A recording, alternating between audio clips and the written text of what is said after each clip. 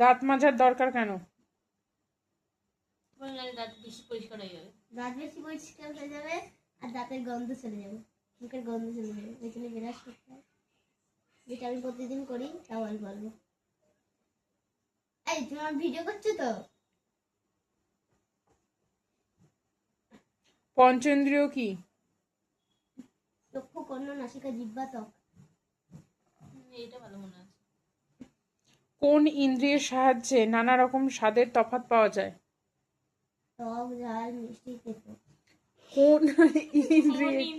কোন ইন্দ্রিয়ের সাহায্যে? পঞ্চ ইন্দ্রিয় বললি, সে পঞ্চ ইন্দ্রিয়ের মধ্যে কোন ইন্দ্রিয়ের সাহায্যে আমরা?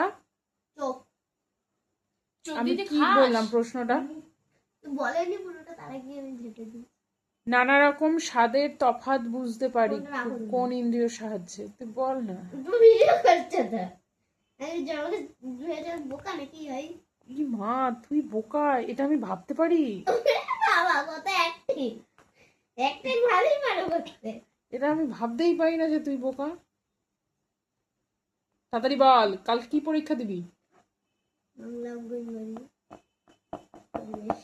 কোন ইন্দ্রিয়ের সাহায্যে স্বাদের তফাৎ বুঝতে পারি? মুখটা কি ইন্দ্রিয়? জিভের সাহায্যে, সেটা বলতে পারছিস না? তোমরা খাই স্বাদটা গ্রহণ করো কোন কোন কাজ দিয়ে? বলিনি, এক কথা 50 বার বলতে ভালো লাগে না। আমি শুনিনি রিমাদি কি বললো, ওর ভুলি গেছে। সব মিলে হচ্ছে ডিম আর টেবিল হয়ে গেছে, ডিম টেবিল দুটো মিলে। দুটো ডিম আর পাউরুটি নিয়ে তো ডিমটা শুয়ে খাবো।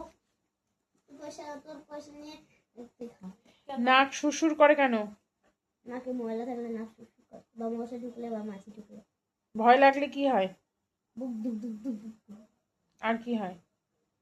আর হিসু বেরিয়ে যায়। কি সব কথাবার্তা, এগুলো দেখবি তুই নিজে।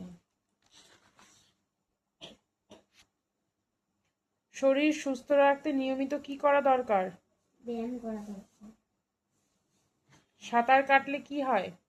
শরীরের ব্যায়াম হয়। সাঁতার না জেনে কি করা উচিত নয়?